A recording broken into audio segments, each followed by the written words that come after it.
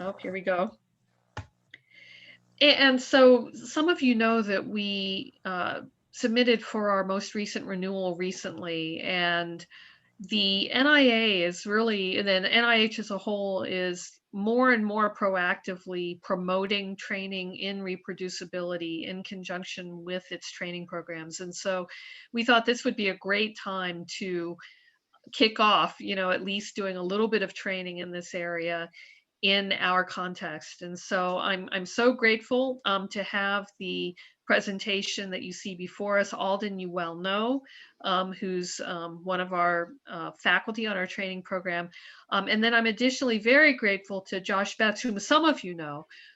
He is just an incredible expert and resource in reproducibility, not only for biostatistics, but I think the institution, but also is deeply connected to aging through the Cochlear Center, very long time interest in sensory health and particularly hearing health and aging. So without further ado, I'll turn it over to the two of you. Thank you so much. Thank you very much, Karen, for inviting Alden and me to present. Thanks to Alden for the wonderful title, Reproducibility in Research Matters and Reproducibility in Research Matters. So just for those that don't know me, I work in the Biostatistics Consulting Center, and I work on everything from large epi cohort studies and clinical trials where the focus on research reproducibility is very keen. But I also work in kind of the bench science and translational science area. So I've seen my fair share of Excel nightmares as well. So what I'm giving here today is kind of lessons learned from, operating in that spectrum of knowledge, skills, and awareness that span from, one end to the other. And hopefully this will help people further along in this reproducibility journey. Hopefully this can be a discussion, highly caffeinated, so please feel free to interrupt me if I'm going like a freight train and there's interesting discussion to be had. And the one thing I'll add right at the outset is, whenever I talk about reproducibility, I feel like, especially when it's to students, I feel like I need to apologize. And the reason we need to apologize is because, especially for those of you in your first and second year, you've just, grasped all these things that we're teaching about regression, how to interpret the beta coefficient, all these different types of bias. And now we're telling you how to organize your files. Does it get any more personal than that? But as Josh and I are going to talk about here, it becomes really important, because not only are you guys going to be leading teams and probably centers in the future, all of us are going to be collaborating with multiple groups on a given project in the future. So how we organize ourselves and the principles that we have are super important towards making sure that we've got reproducibility. That's why it's important to NIA as well. So I'm going to start off with an analogy to the chain of evidence in law, and then talk about how that very nicely translates to our concerns as scientists. Then, you ask people what's reproducibility and replicability, you might get very different answers. So I'm going to kind of say what I mean by reproducibility and replicability. And then we're going to talk about research habits. Everybody starts somewhere, and everybody has a particular skill set. And so having a forward-looking view towards reproducibility is important. Everyone exists somewhere along this continuum, and reproducibility is an ideal and is a continual struggle. I will say from my own experience, is that we exist in kind of a constantly shifting technical landscape of software and data formats and all sorts of other things. So it's an aspiration that we hope to attain most of the time. So this starts with understanding how should we organize and categorize our data that we work with.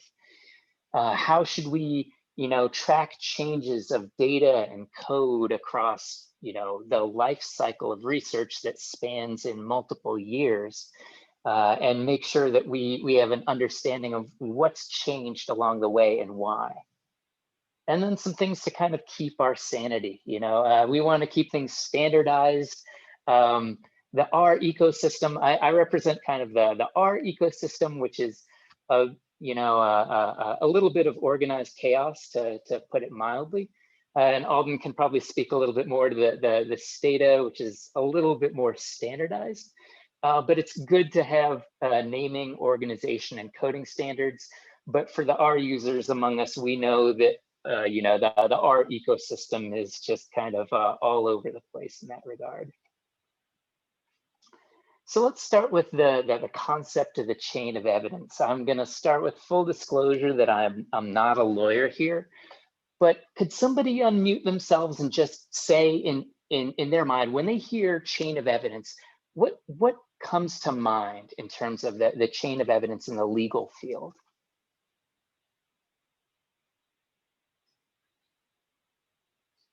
Anybody? Let me see the chat. Well, just to kind of keep things. If you're not able to speak, feel free to just chat also. I'll monitor the chats. So just to kind of keep things going, so in the court of law, when somebody's presenting evidence for the prosecution or the defense, we want to know who obtained this evidence, where did they obtain this evidence, when did they have it, and what were the circumstances in which it were collected.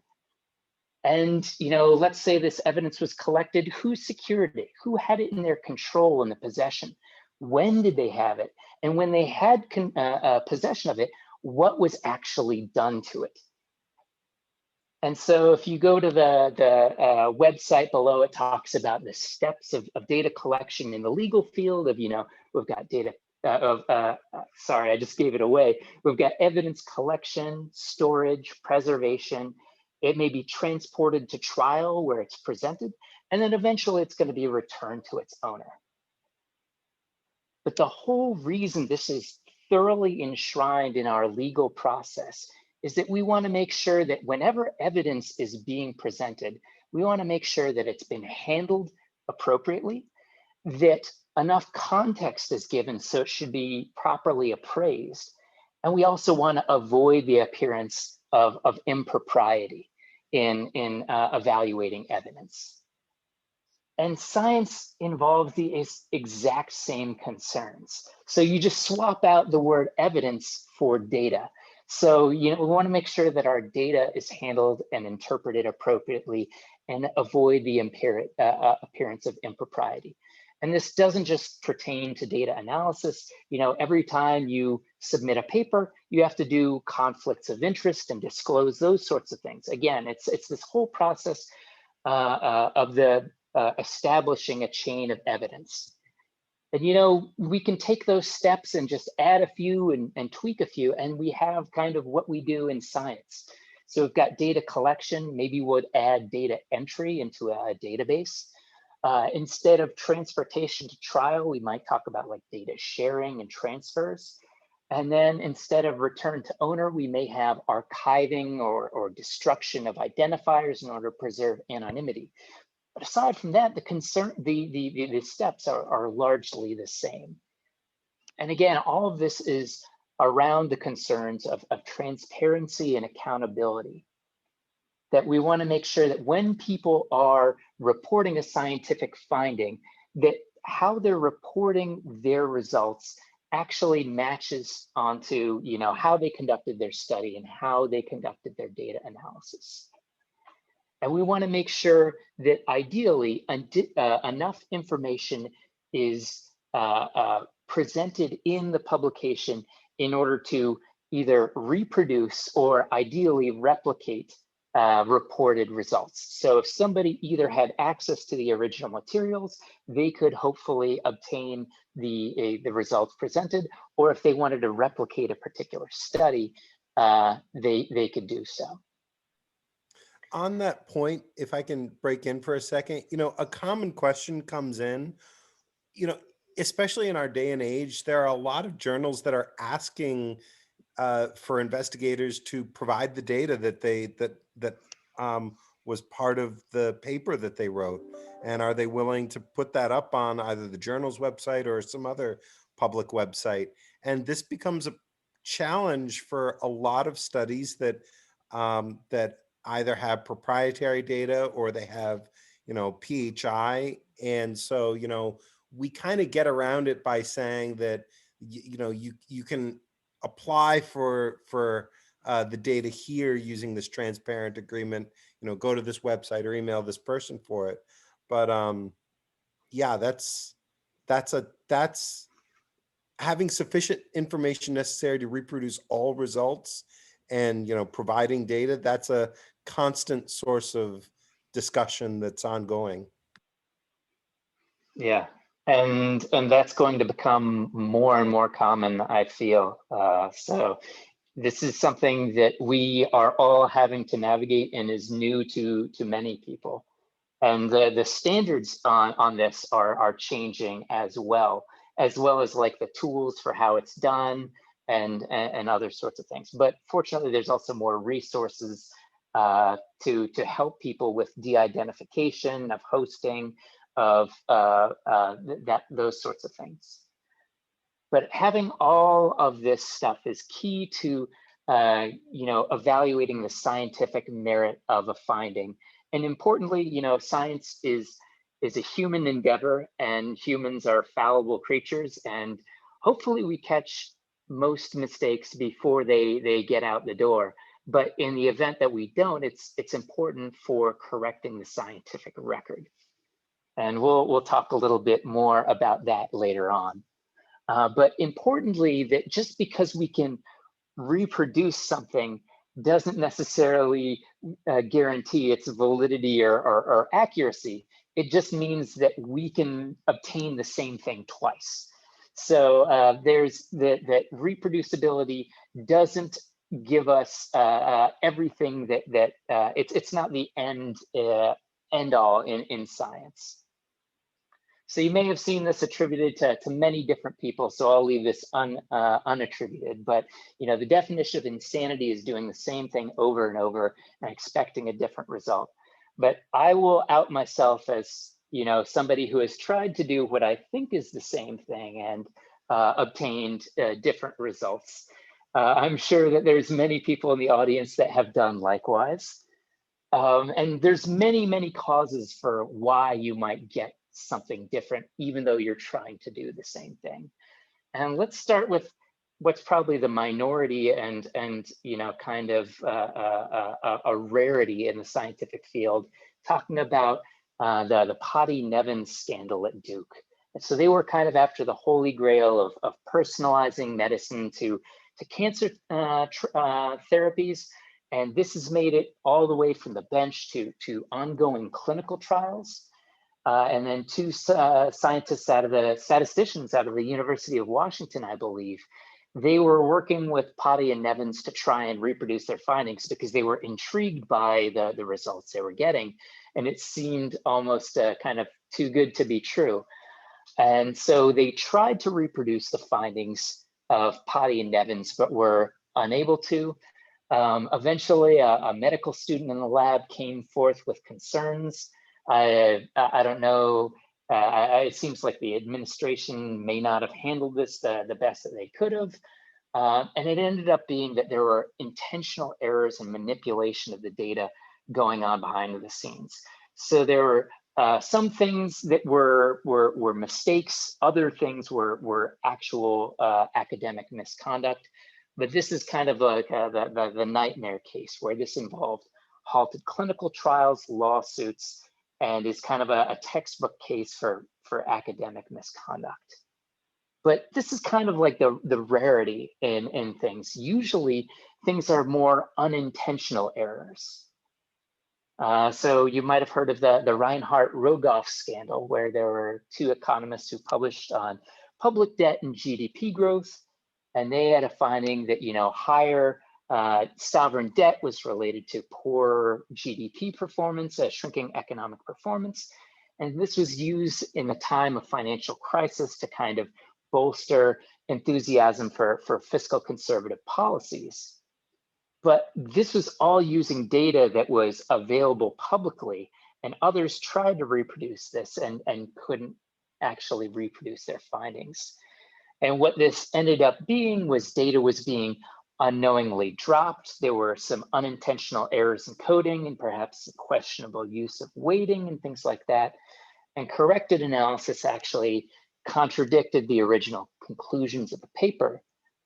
But the thing is, like, it's important for us as researchers to realize that what we do on a day-to-day basis impacts lives and policies. And it's important to make sure that whatever we're doing, it's accurate.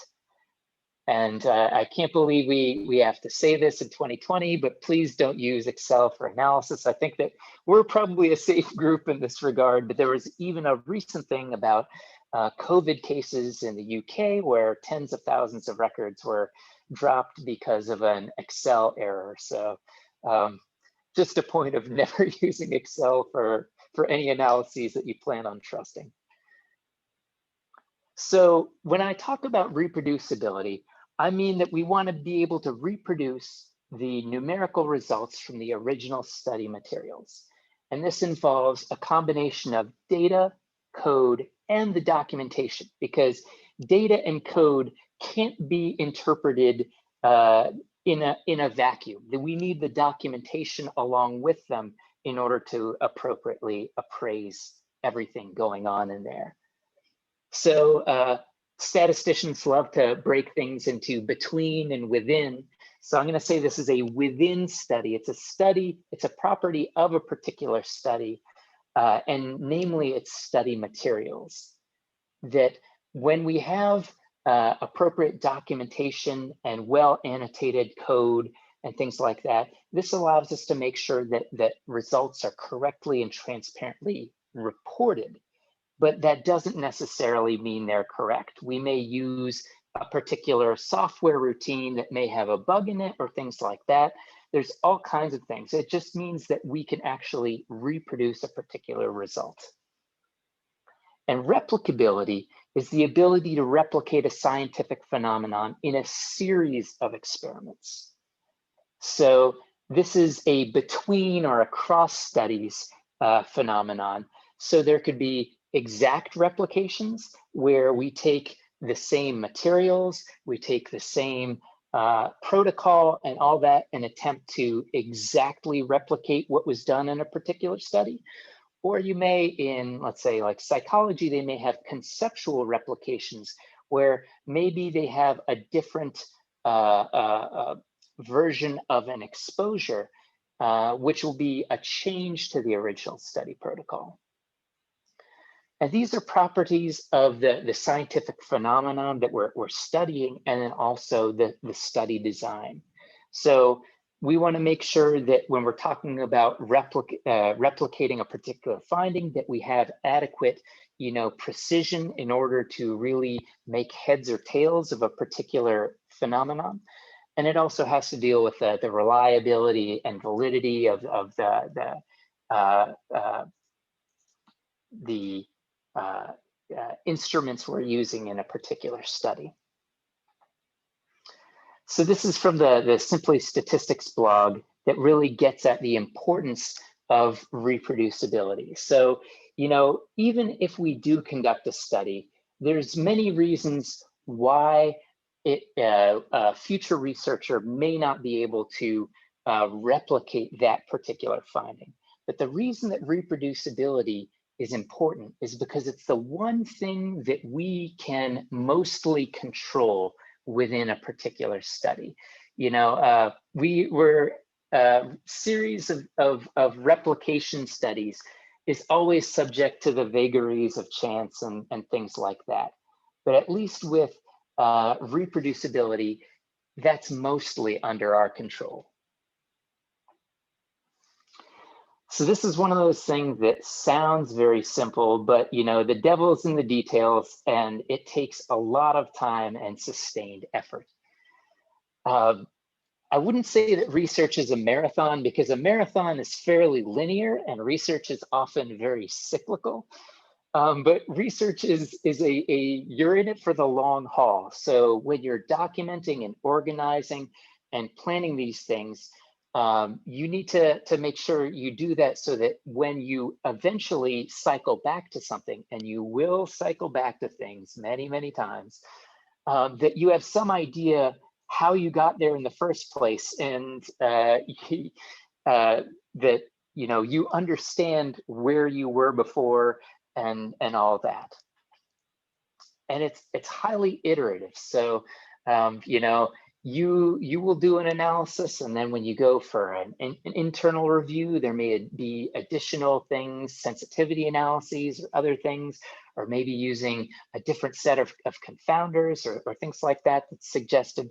So we're constantly revising our analyses. So in addition, research is becoming increasingly interdisciplinary and more complex in terms of computational and analytic sophistication. And the other thing is that, training in terms of programming, data management, and analysis, that varies, very widely across various different disciplines. And so, even if in excellent programs like Hopkins, they're very good at teaching things, at least the basics of data management and programming, things like that.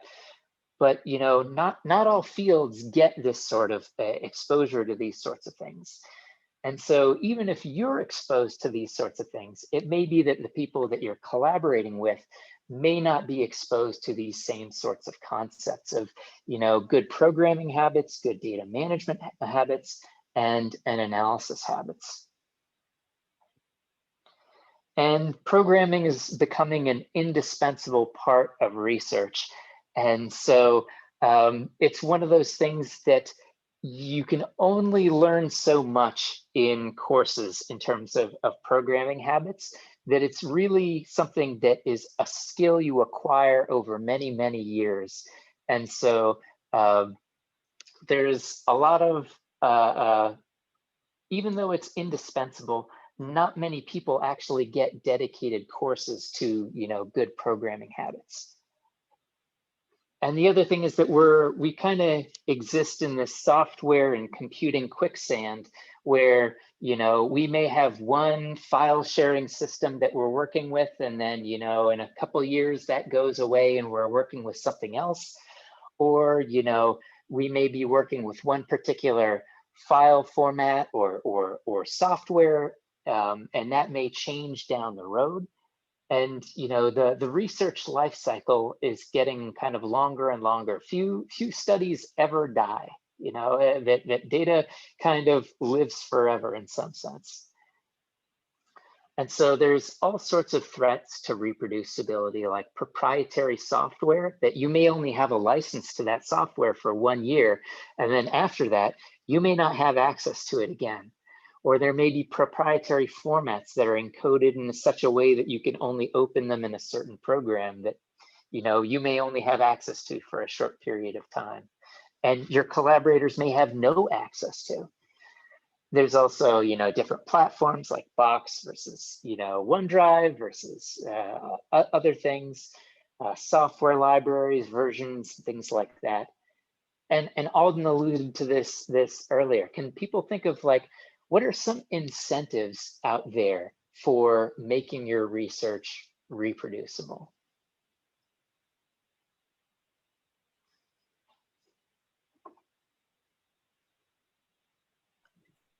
I'll throw one out. No, please go ahead. Oh, thanks, Karen. I'm sorry. This is Jennifer. I was just going to say, I know for many journals, in terms of publication, that's a checkbox. So as an editor, when we review, we're asked to say whether the methods are described in enough detail to be reproducible. Absolutely. I was just going to say fear. So basically fear that, someone will challenge the study and, seek for it to be verified. Yep. There's a lot of anxiety of it's when you're sharing your code and things like that. I've heard people say it's like sharing your dirty laundry. It's like everybody's got this tremendous fear that they have the worst code ever, that nobody has ever seen worse code than theirs. And but the thing is, like, everybody starts somewhere, and we have to share code in order to actually really have a sound basis for evaluating whether or not, you know, what was done matches with how things are being reported. I'd also add in that, like, it makes life really easy in the future if you're asked to go back and, you know, redo some aspect of an analysis or re-describe how you did X, Y, Z when your paper finally gets around to actually being, you know, reviewed 2 years after you submitted it. It makes life easy. Yes, this Or is a let's say huge. you published a paper 6 or 7 years ago, and you get an email last week asking, "Oh, we'd like to look at this question in our other data set. Can you work with us? Can you send us your code?" Good luck.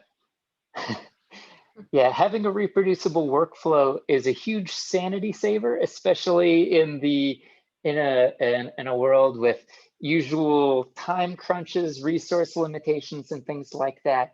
The other thing is that once you build up a nice workflow, you can translate that to other, hopefully, as much of it as possible, to other studies and situations. So when you do something right from the start, it tends to pay dividends down the road.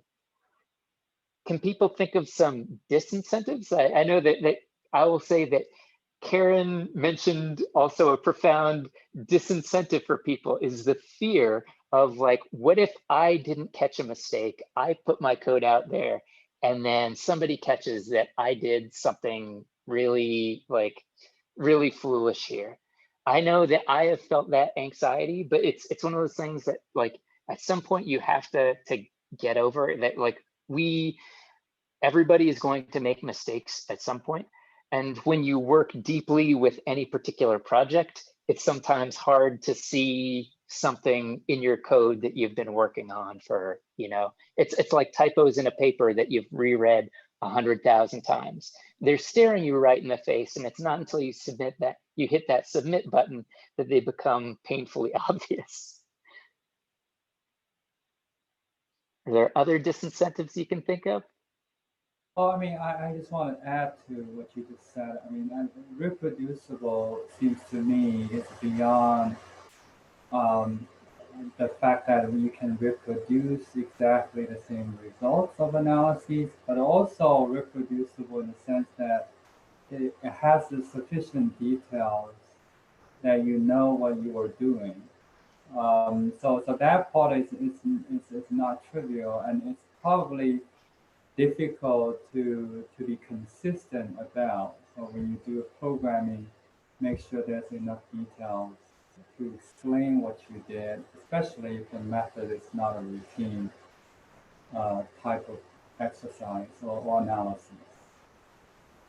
Yeah, absolutely. Even if we can reproduce a numerical result, if we have no idea, like, well, why did we change this thing here? Why did we decide to formulate this model this way there? It's not just being able to produce a numerical result, but it's actually like a well thought out, well done analysis will actually have, the analysis plan. And whenever you make a plan, it shouldn't be handcuffs, but it should be at least, a roadmap for what you're going to do. Invariably, you never know what the data are going to look like until you actually get down into it. But having an idea of what you set out to do and what changed and why it changed is key, especially because when you're juggling many projects and it's late at night and you're trying to get something out the door, it's sometimes very hard to figure out why on earth did I decide to do this way. So, another issue that I wanted to bring up is about reproducibility is there's an equity component to reproducibility. So, and this is kind of a disincentive for me to share some of my code. And the reason is a lot of times the software I use is, it's a proprietary software. It's like M+. That software costs like $1,000 for an academic user and even more for a non-academic user. And sure, we can write that into our grants, but if I'm trying to correspond with people in India or in Mexico, that's very expensive software. And why can't I just, a lot of people ask, can I just provide the equivalent code in R or something? Because a lot of people will not be buying this software. And so that's an extra step to translate your code for whatever model you did to software that more people can use, that's more accessible to the community. And also, if you put a lot of time and effort into writing software, like giving that software away is also kind of another, hurdle that people have to kind of jump over. That a lot of people, when they put a lot of effort into writing a good software pipeline, that's something that they made. Making that publicly available, they may be reluctant to do that as well. Can I have I'm not sure this is necessarily a point, but like more of a comment or a question, which is, I found in the past that in terms of like being afraid of sharing code or fear that you've made a mistake or something, doing like a code review in a collaborative project setting can be really helpful.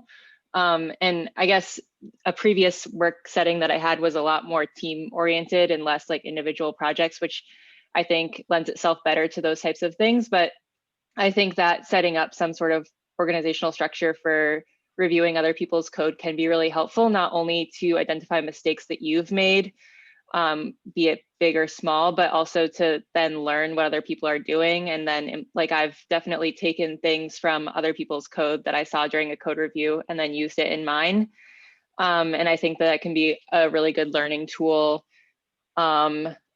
just for yourself, and then also to get a sense of what everyone else is doing. But I understand, like in a context of competing priorities, like these things often fall way down the ladder. So maybe just a comment, but also like potentially something that I think could be helpful to people. Absolutely agreed, 100%.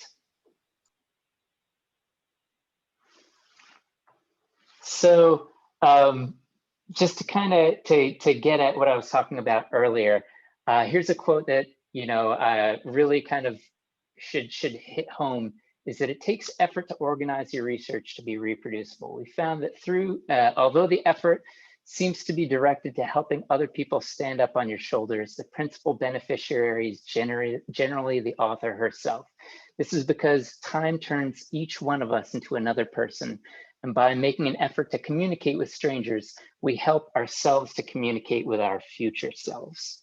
So by we're not the only that other people are not the only beneficiaries of a reproducible workflow, is that invariably we inherit things from our past selves.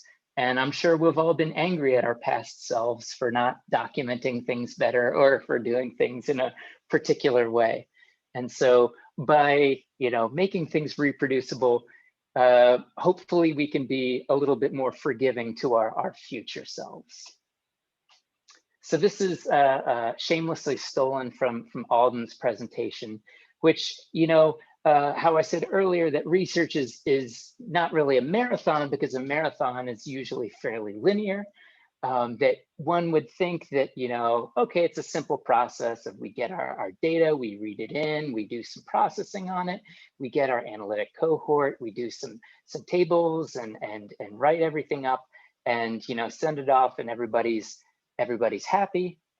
But in actuality, the situation is far less linear than that really implies, that there's always going to be cycling back and wailing and gnashing of teeth and all sorts of other things. So here I'm talking about the epi cycles of research. I thought that was clever wordplay that, you know, we're talking about epi cycles of research. So we're collecting our primary data. We do cleaning, renaming, reshaping, deriving new variables. And then we analyze our data. We select our analytic cohort. We do our tabulations, our figures, our models, and so on and so forth. Then we've got internal review, external review, peer review. And at each point in this process, we might have sensitivity analyses or additional supplementary material. And then all of this is, you know, cycling within projects. You know, each step of review may require additional materials we have to create and document and organize and all that. But all of this is in the context of cycling between multiple projects and collaborations. You're usually not just working on one particular thing. So how do you keep sane in this world? So let's talk about some threats to reproducibility. Kind of like the first step is being aware of them. And then the next step is thinking about what potentially we might do with them.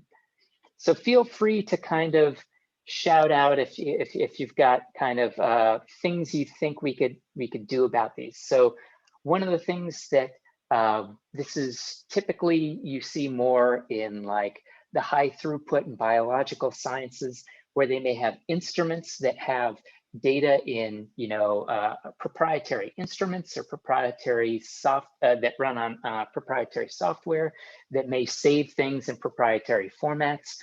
And then there's the increase of what's called software as a service, where basically you're not buying, you know, a car or something. You're buying a subscription to a car. And once that subscription is gone, there goes the car. So that's what I mean by software as a service.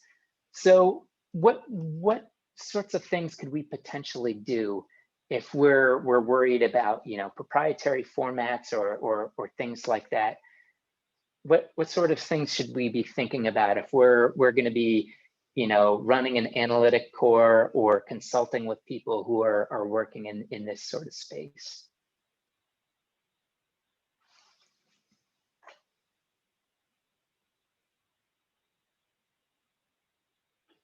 Well, it's not always an option, but we can see if can they be saved in an open format? Maybe we can find some way of getting things from this proprietary format to an open format, which can be more readily shared and still usable, even though we no longer have access to the original program.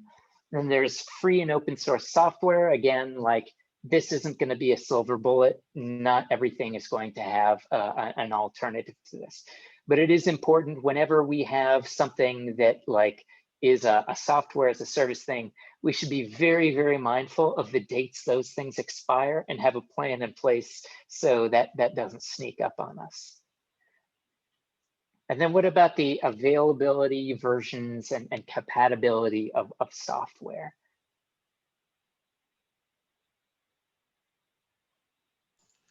You could work to try to ensure backwards compatibility with each new release. Yeah, that's an excellent idea. Stata is very good in this regard because you can do like version 10 or whatever, and you can get something that's run in the version that you specify. Or you're a little bit, you have other tools like the archival networks. You can actually pull an old version of packages and software and things like that. It's always good to also document what versions of things you run things in, so that, you know, it may be obvious to you right now that, hey, I'm running this in Stata 15 or what have you, but, you know, many years from now, is your future self going to know that this is Stata version 15? Jen Schreck points out this is a huge issue with device data, in particular with Excel, because of accelerometry software updates. I know, Josh, as you mentioned, you know, with Stata, you know, if version 16 exists, but you want but your program for whatever reason only runs in version 13, you can type into Stata version space 13 and it'll pretend in its environment that it's on Stata 13. But yeah, not only with our statistical software, but Jen Trek mentions with other software that generates our data, that could change over time as well. Yeah, that's a big problem in a lot of areas. Here's another thorny issue of personalities, priorities, and values in research. I know that this can sometimes be a point of contention in collaboration when you've got people who have different kind of priorities and values, and so this is, I guess, a good point of discussion is what's a good way to deal with these sorts of things? Like, some people are more cognizant of these sorts of factors than others. Some people may be aware of the issues, but they may not have the capabilities to do something about it. And then there's some people may be aware of it and they may have the capability of doing something about it, but it may not be that they have that kind of long game in their mind that, you know, being able to reproduce something down the road is really high on their list of values. Yeah, so this is something as a consultant, what I try and do is education of like making sure people are aware of these issues, because some people, it just doesn't cross their mind. If they live and breathe in an Excel world, that this may not be something that crosses their mind all that often. I always try and communicate that, well, the way I do things may be a little bit more upfront effort, but this is something that invariably often saves time, money, frustration, and, you know, misery at the end, and avoids problems when you're going to publish. And then also making sure that you know, there's incentives are aligned with collaborations. But, you know, I would also say on this last bullet, personalities, priorities, and values in research, you know, it's particularly a challenge for students and trainees. If you're getting involved in a project that's, say, not your own dissertation, you know, if you're not given guidelines or advice for how you know, people want you to store your analysis files, or, you know, or your philosophy about coding, if there's such a thing as that, which there is, absolutely, you know, reach out, ask the people you're working with what their thoughts are and how they feel. So yeah, like Josh is saying, have a conversation.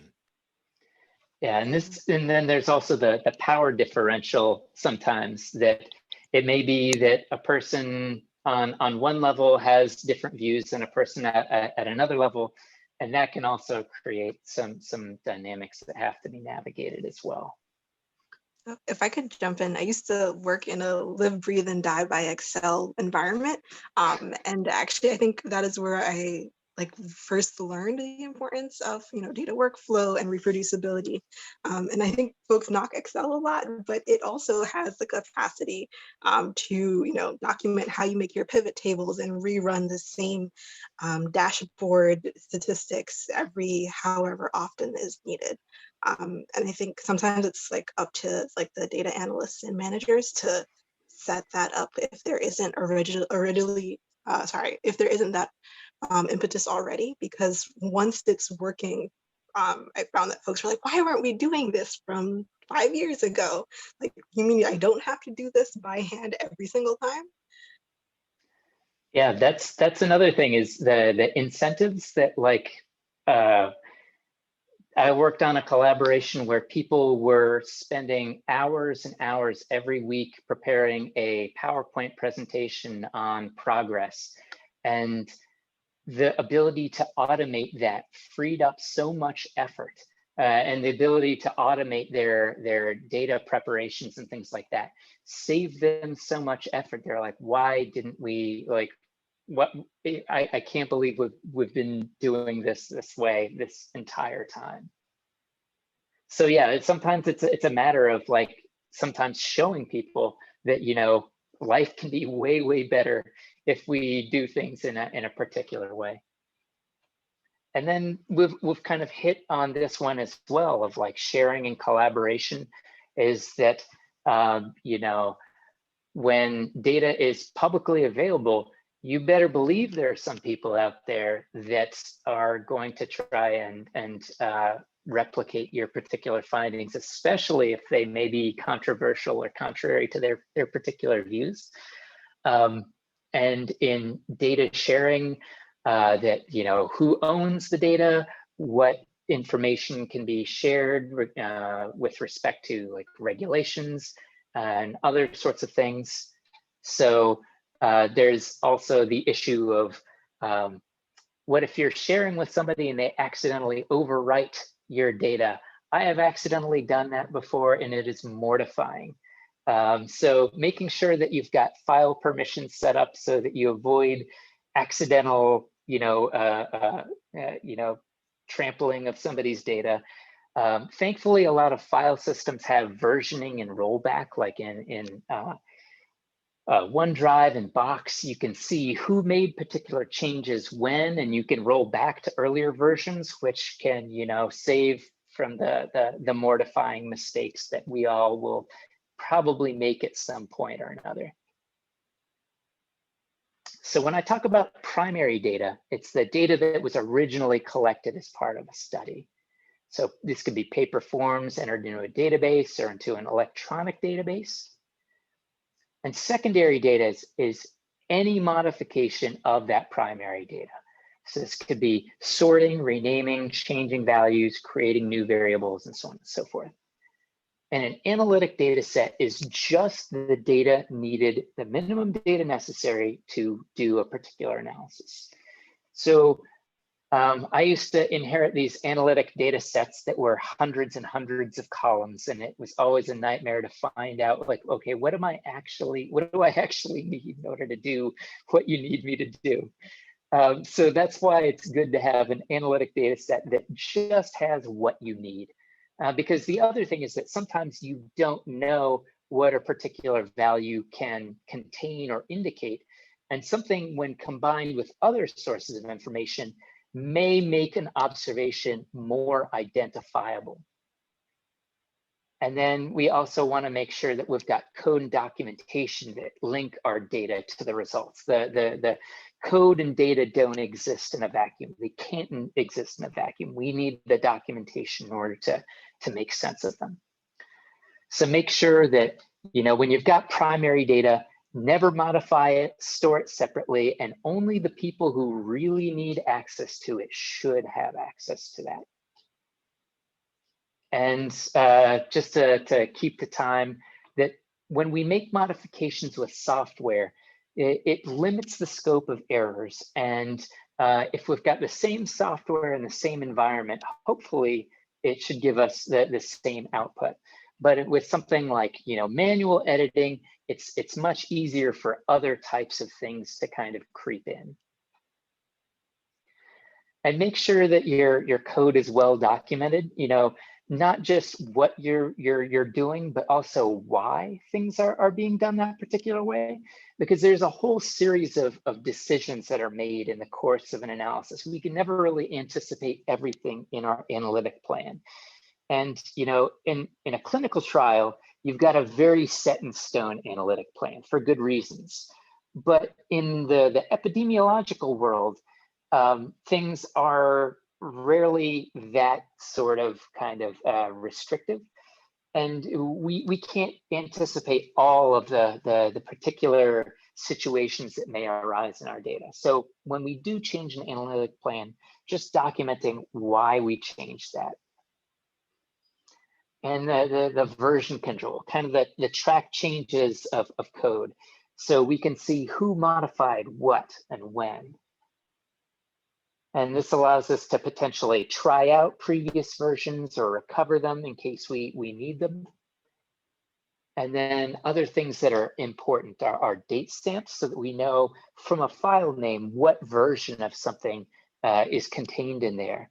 We can also use version code indicators in the file name so that we can see what code plays nicely with each other and what may not potentially play nicely with each other. And know what modifications were made to a particular version of code.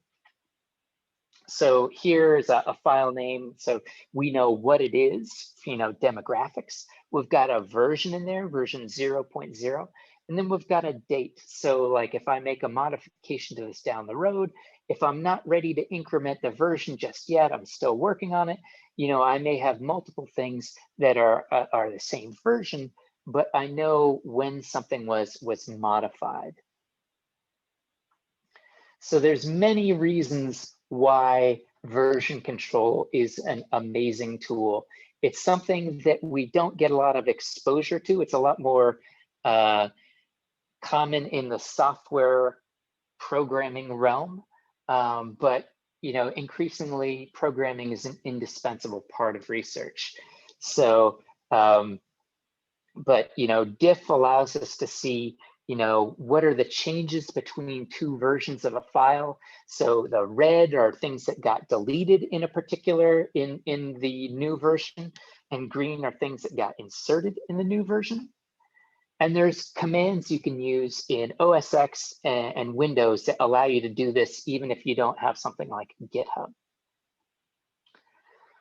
How do we tell if somebody has made changes to a particular file? With something like OneDrive, this is becoming less of a concern because we can see who made changes and when. But the long and short of it is there's tools called file hashes, which are really good. Is that basically even small changes in a file will result in a large change of what's called its file hash. You can think of it like a fingerprint for a file. So if somebody even modifies one particular record in a large data set, that may not change the size of it very much. And it may be hard to find what the differences are, but that will actually create a large difference in the file hash. So there's a tool called SHA-256 that's good for kind of fingerprinting your data so you know what data went into a particular analysis. And then there's Stata and R utilities that allow you to compare data sets to see what has changed. So you can see changes in dimensions, the values, retyping, relabeling, and so on and so forth. Cloud storage tools are valuable here as well. And then also making sure that you've got good habits on storage and naming and organization. That keystrokes, my philosophy is keystrokes are cheap, time isn't. So if you're trying to, find out what's the latest version of something and things like that, it's much easier to have that spelled out clearly. What is it? What does it represent? What does it do? Where does it belong? In case it accidentally gets moved. That when you have code that's easier to read, reuse, and understand, that makes collaboration and reuse much easier. And then when you have things that are named, make sure that the naming conventions are functional. So, when you sort things by alphabet, you actually get the latest version. And you can have the run order of things indicated by the file name. So I know that first I need to run process primary data, then reshape data, and then so on and so forth. So a note on that, for those of you who work with me, you'll notice that I start my analysis files, my do files with like 001, 002, 010, and nothing is necessarily goes up like increments by 1. We'll increment by 10 so that you can add in stuff if you've got multiple primary data processing. You can add in another do file for that. Yeah, this is a convention that works well when a project is matured, But in the early stages, things can be kind of a free-for-all, and it's not clear what's going to fall into certain pieces of code. So think of this as kind of like an aspiration that you want some sort of naming system that tells you this information. And then I'm going to briefly cut in and say that I realize we've come to the end of our time. And so for individuals who need to go, as usual, we bless you in doing so. And then it looks like we're close to the end. And so, Josh, why don't you go ahead and take it home? Sounds good. But having a naming convention can help you figure out, when you're doing modeling, what are the things in your model? What do they mean? Things that are centering of variables or scaling of variables, indicate that in the variable names. And then that can help you, make it easier to use wildcards and the suggestions, which you'll see. I know wildcards are both in SAS and Stata, and suggestions you'll see in the R and Stata IDEs.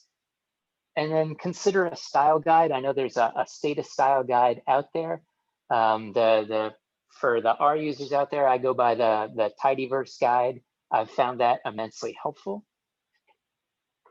But yeah, we're kind of in at the end, because people use these words differently. There's a lot of confusion regarding reproducibility and replicability. So reproducibility is being able to reproduce the results within a particular study. Replicability is the ability to obtain similar results across well-designed studies. And it's a challenge. It is an aspiration, but it is a very worthwhile one because it allows for results to be transparent. It allows us to be accountable and to identify problems. And it also makes what we do not just a one-off, but gives our code greater longevity and will make it so things can ideally, at least in part, be reused across other studies to save effort. This is something that, like all habits of coding, it's an acquired habit that takes a lot of practice and discipline. So don't despair if you are at one end of the spectrum. Everybody starts somewhere. It's just important to kind of have a roadmap for yourself of what sort of features can I introduce in order to further myself along this process. And have that conversation with your collaborators and with yourself, because again, we want to be consistent within ourselves over time. I will say that I haven't been consistent with myself over time. So past Josh and future Josh are often angry at each other over things.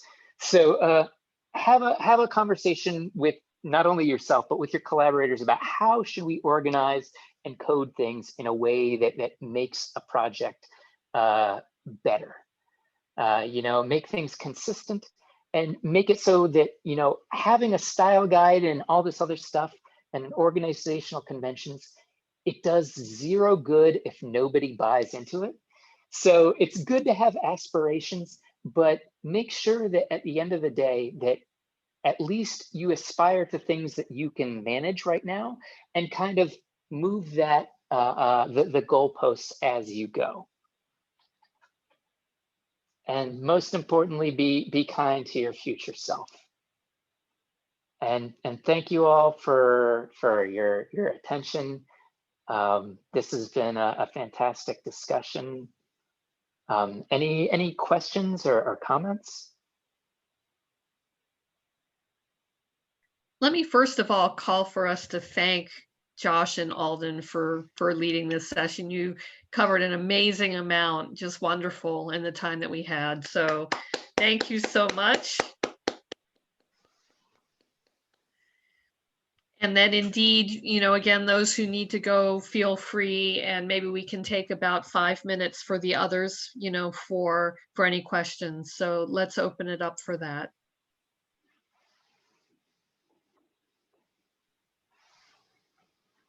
I'll start with one. I had not I mean, I'm embarrassed to say this, but I will. I'm not up on style conventions and the sense in which that is, being used or viewed as important. So can you just talk a little bit more about what style means in this context? Sure. Style guides are, they originated kind of in the more software programming kind of realm. When you're working on a team of programmers and you're doing things like code review, where, you're explaining how you did something, what your function is doing, and other people kind of are evaluating what your code is doing and making sure that it makes sense as kind of like a second check on things. If everybody is kind of, some people are using camel case, some people are using snake case, some people are using, different choices that in terms of a compiler, they make zero difference in terms of how things actually function on a software level, but it helps our brains kind of focus in on what's being done versus how you're doing it. So like by kind of having people have a uniform way of how they, structure their code and do indentations and, cases of things, and like, do you have a particular way that you name functions versus, other things? All that just kind of helps focus on evaluating what a piece of code is doing rather than how the particular person, wrote it. So that's all style guide does. It's not something that if you're just programming on your own, it's not the usually the highest on priority lists. However, when you're doing things collaboratively, it makes it much easier to kind of code collaboratively when everybody kind of agrees that, okay, we're going to kind of use this particular pattern for, how we name things or where we put things in our code. So another example of style that I would add is, in general, do you code like analysis files that are 200 lines long, or do each of your do files do one thing? Is it, so try to keep it below 50 lines or something like that. But yeah, the indentation is I find when I read code, if somebody is not indented by 3 spaces within a loop, I get really distracted. Yeah, exactly. Thank you both. Other questions?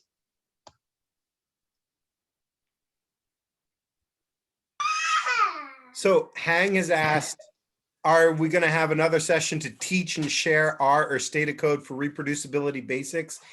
I had a lecture that we shared before this where I went over a little bit of that for Stata, but there is also a course, I believe it's in the 4th term on, I think it's called the Stata class. Alan Massey teaches it, where they talk about reproducibility in that class. And there's a textbook. I'll paste the URL to the textbook that I follow into the chat. And then in R, there's a Coursera course that every person at Johns Hopkins has, access to. And so I would recommend that for the R users. Yeah. There's a ton of resources out there in the R world. This is one thing that I think R does particularly well, is being able to integrate your code, your results, and everything all into a document. There's the R Markdown is just a wonderful thing that has saved much sanity over the years. I cannot imagine my life without it.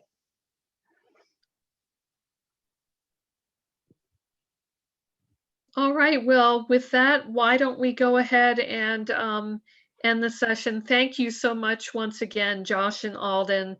Thank all of you for joining us. And if not before, we'll look forward to seeing you 2 weeks from now for a career development presentation. Take care, everybody. Thank you.